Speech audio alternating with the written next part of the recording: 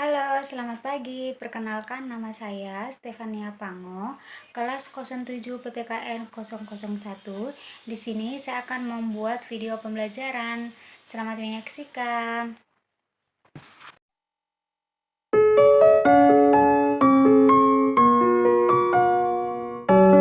Assalamualaikum warahmatullahi wabarakatuh. Salam. Pada pertemuan kali ini kita akan membahas tentang kedatangan Jepang ke Indonesia. Nah, materi kita pada kali ini yang pertama itu adalah masuknya Jepang ke Indonesia. Terus yang kedua itu adalah sambutan rakyat Indonesia. Terus yang ketiga adalah pembentukan pemerintah militer. Terus yang keempat adalah pemerintah sipil. Itu adalah materi yang kita akan membahas pada pertemuan kali ini.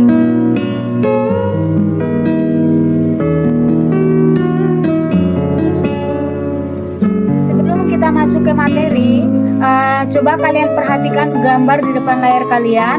Yang pertama itu adalah 5.2, pengeboman pangkalan Angkatan Amerika Serikat di Pearl Harbor oleh tentara Jepang. Nah, terkait dengan peristiwa pengeboman tersebut yang menunjukkan kemenangan Jepang terhadap sekutu pada PD2 dalam peristiwa Perang Pasifik. Nah, peristiwa itu telah membuka jalan bagi Jepang untuk memasuki negara di Asia termasuk Indonesia.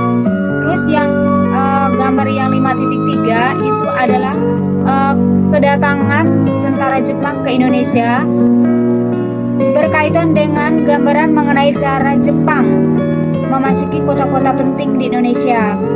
Itu adalah gambar di mana Jepang sudah memasuki dan menguasai Indonesia.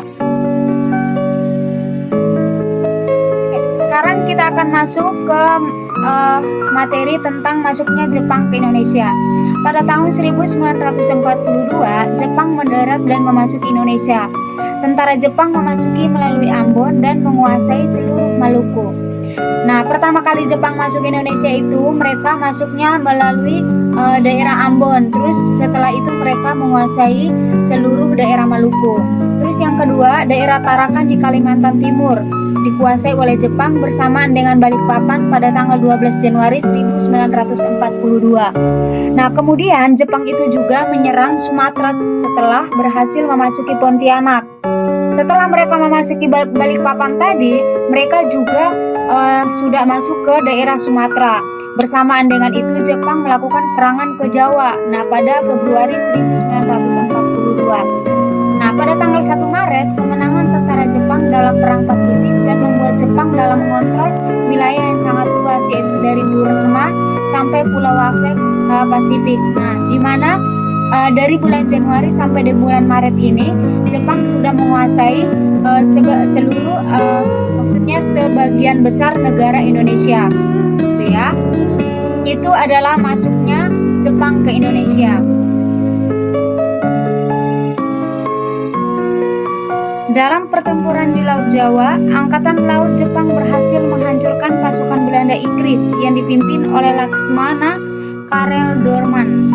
Pasukan Jepang dengan cepat menyerbu pusat-pusat kekuatan tentara Belanda di Jawa tanggal 5 Maret 1942 dan Batavia jatuh ke tangan Jepang. Nah, pada tanggal 8 Maret 1942, Jenderal Terkorten atas nama pasukan komandan Belanda atau Sekutu menandatangani penyerahan tidak bersyarat kepada Jepang yang diwakili Jenderal Imamura, dilaksanakan di Kalijati, Subang.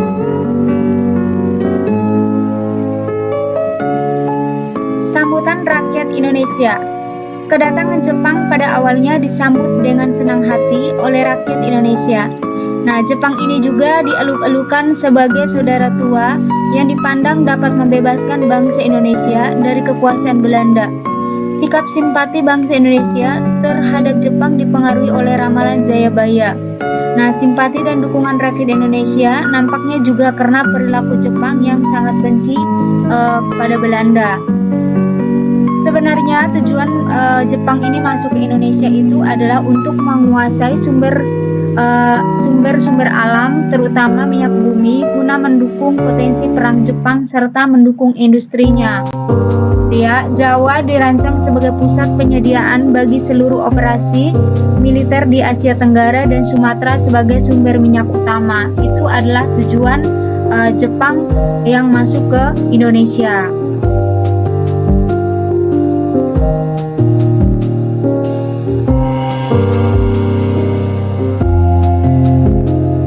Adalah pembentukan pemerintah militer. Nah, yang pertama itu adalah pemerintahan militer Angkatan Darat Tentara ke-25 Tommy Shudan untuk Sumatera, pusatnya di Bukit Tinggi. Terus yang kedua adalah pemerintah militer Angkatan Darat juga Tentara ke-16 atau Asamu Shudan untuk Jawa dan Madura, pusatnya di Jakarta, ditambah dengan Angkatan Laut. Terus yang ketiga itu adalah pemerintahan militer Angkatan Darat atau Armada Selatan kedua untuk daerah Kalimantan, Sulawesi dan Maluku, pusatnya di Makassar.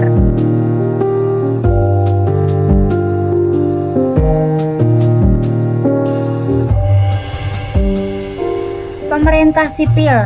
Nah, untuk mendukung kelancaran pemerintah kedudukan Jepang yang bersifat militer, Jepang juga mengembangkan pemerintah sipil pada bulan Agustus 1942.